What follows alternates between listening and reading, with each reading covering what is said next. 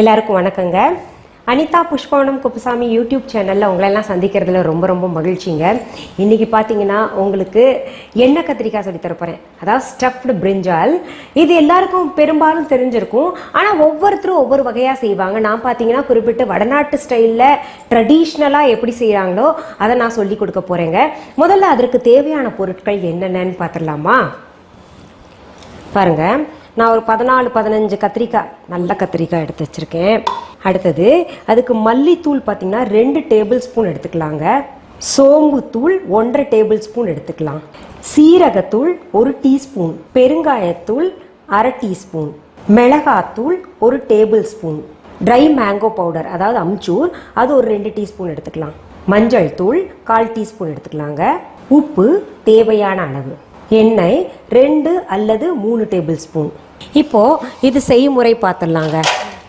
கத்திரிக்காயை நம்ம என்ன பண்ணலாம், நான் இந்த காம்போடையே போடுவேன். அது போட்டால் தான் இன்னும் நல்லா டேஸ்ட்டாக இருக்கும். இப்படி 2ஆக ஊற்றுருக்கோம், இது பிரிச்சுருக்கோம் இல்லையா, அது உள்ளே பார்த்துக்கோங்க பூச்சி ஏதாவது இருக்கா அப்படின்னு சொல்லிட்டு. ஏன்னா கத்திரிக்காயில் பொதுவாகவே பூச்சி இருக்கும் இல்லையா, இப்படி 4ஆக பிரிச்சுக்கணுங்க. பாருங்கள், இப்போ நம்ம இதை குறுக்கால வெட்டி வச்சுருக்கோம் இல்லையா. அடுத்தது நம்ம இந்த மசாலா எல்லாத்தையும் ஒன்றா சேர்க்கலாங்க. மல்லித்தூள், மஞ்சத்தூள், சீரகத்தூள், சோம்புத்தூள், மிளகாத்தூள், அடுத்தது ட்ரை மேங்கோ பவுடர், அடுத்தது உப்பு தேவையான அளவு. இது எல்லாத்தையும் நம்ம இப்போது கைவிட்டு நல்லா சரிசமமாக பெசரிக்கலாங்க.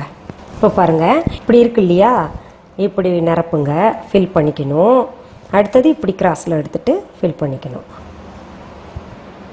இப்போ பாருங்கள், நம்ம இது ஸ்டஃப் பண்ணி வச்சிட்டோம். இப்போ அடுப்பை பற்ற வச்சுக்கிறேங்க.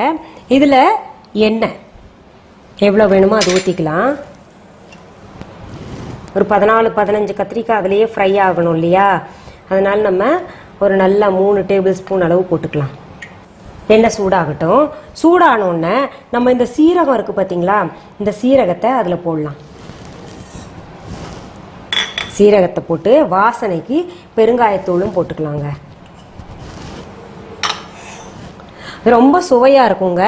எங்கள் வீட்டில் பார்த்தீங்கன்னா எங்கள் சின்ன பொண்ணு 2வது பொண்ணு இருக்காங்கல்ல மேகா, அவங்க எத்தனை செஞ்சாலும் அவங்க ரொம்ப நல்லா இருக்குன்னு சொல்லிட்டு சாப்பிடுவாங்க. அது மட்டும் இல்லை, அதில் இருக்கிற மசாலா வேணுமா அப்படிம்பாங்க.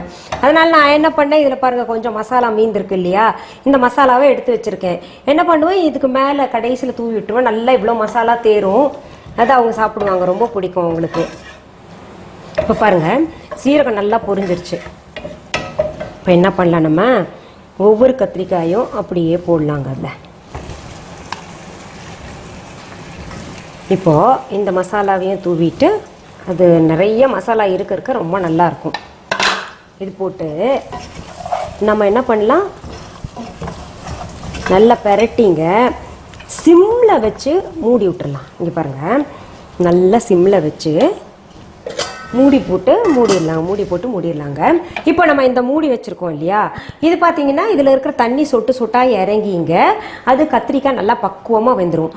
அது தவிர நம்ம என்ன பண்ணுவோம், இன்னும் பக்குவமாகணும், நல்லா ஃப்ரை ஆகணும், டீப் ஃப்ரை ஆகணும்னா இது பாதியிலேயே இந்த மூடி வெந்தோடனே, கத்திரிக்காய் பாதி முக்கால்வாசி வெந்தோடனே எடுத்துடணுங்க.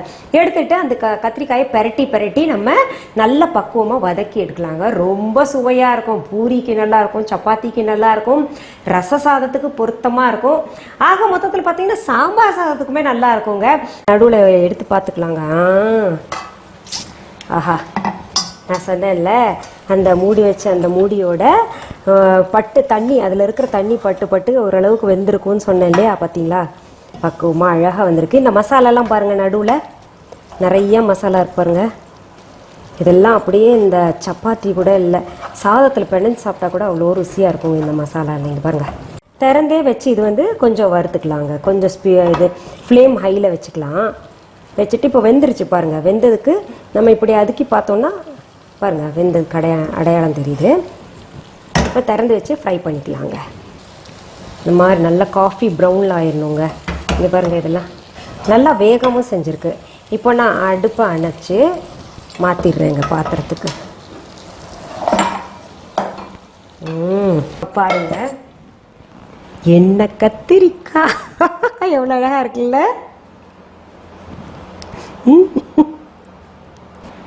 என்ன கத்திரிக்காய் இல்லையா? சரி, இன்னைக்கு நீங்க எல்லாம் இது பார்த்துட்டு என்ஜாய் பண்ணியிருப்பீங்க. இப்போவே போய் செய்யணுன்ற ஒரு எண்ணம்லாம் தோணியிருக்கலாங்க. இது போன்ற பல்சுவையான எங்களுடைய இசை மற்றும் சமையல் நிகழ்ச்சிகள், இன்னும் நிறைய கருத்துக்கள் எல்லாம் வெளிப்படுத்துகிறோம். இதில் என்ன, அனிதா புஷ்பானம் குப்புசாமி யூடியூப் சேனலில் வெளிப்படுத்த போகிறோங்க.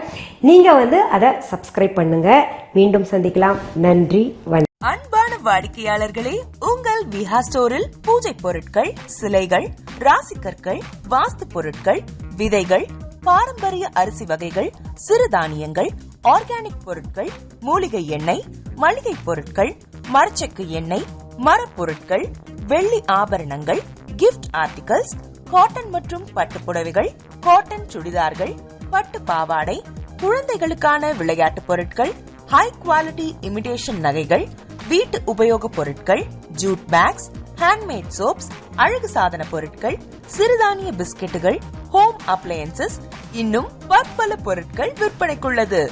விஹா ப்ராடக்ட்களை நீங்கள் வாங்க விரும்பினால் அது எங்களுடைய viha.online வெப்சைட் மற்றும் சென்னை ராஜா அண்ணாமலைபுரத்தில் உள்ள எங்கள் விஹா ஸ்டோரில் மட்டுமே கிடைக்கும் என்பதை தெரிவித்துக் கொள்கிறோம். வேறு எந்த ஆன்லைன் வெப்சைட்களிலும் விஹா ப்ராடக்ட்கள் விற்பனைக்கு கிடையாது என்பதை நீங்கள் கவனத்தில் கொள்ள வேண்டும்.